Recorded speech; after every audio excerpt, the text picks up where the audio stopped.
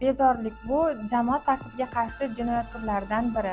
Ushbu video kazusda biz shu holatlardan birini ko'rib chiqamiz. Ushbu video kazusga ko'ra, fuqaro Ramazonov hamda fuqaro Qarshiboyev 25-may kuni 13:15 da ovqatlanish maskaniga yetib kelishgan.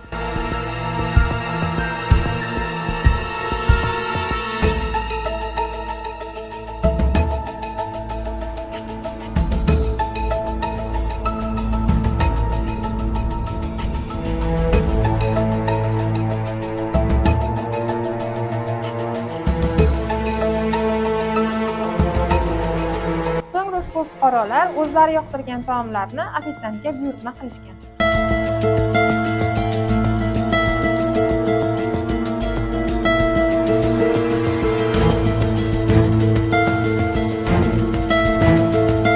Ushbu buyurtmani yetkazib berish chog'ida ofitsiant Qulmatov fuqaro Qarshiboyevning ustiga ichimlikni ehtiyotsizlik oqibatida to'kib yuborgan.